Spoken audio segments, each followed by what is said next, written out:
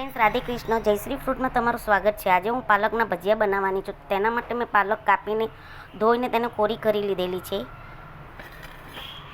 એક વાટકો બેસન લીધેલું છે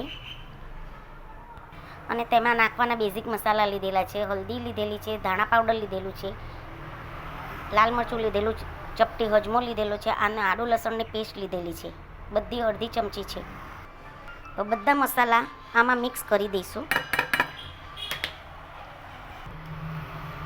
અડધી ચમચી મેં મીઠું લીધેલું છે અને બેસન ઉમેરીને સારી રીતે તેનો ગોળ તૈયાર કરી લઈશું અને ધીરે ધીરે તેને મિક્સ કરીશું.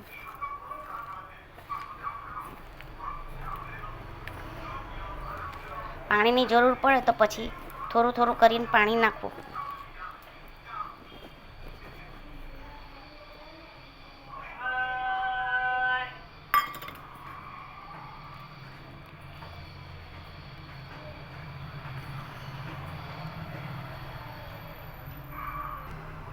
તો તેમાં થોડું થોડું પાણી નાખતા જઈશું અને તેનો લોટ તૈયાર કરી લઈશું.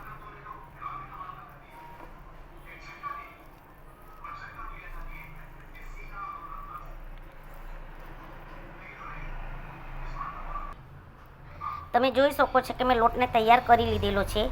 તે બહુ પતલો બી નથી અને બહુ જાડો બી નથી. તેમાં મને અડધી વાટકીથી બી ઓછું પાણીની જરૂર પડેલી છે. તેની અંદર અડધી ચમચી જેટલો મેં એક ખાવાનો સોડા લીધેલો છે, બેકિંગ પાવડર. તેની અંદર ગરમ તેલ નાખીને તેને સારી રીતે મિક્સ કરી લઈશું. એક જ ડાયરેક્શનમાં ફેરવીને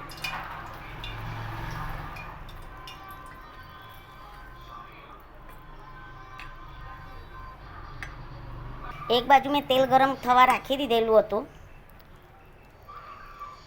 તો તેમાં આપણે ભજીયા નાખવા માંડીશું.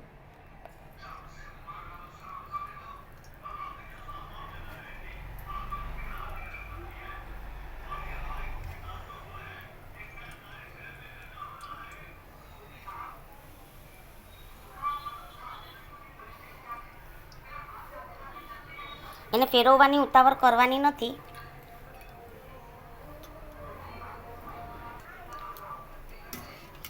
તમે જોઈ શકો છો કે ભજીયા જાતે જ એક બાજુ શેકાઈને ઉપર આવી ગયા છે.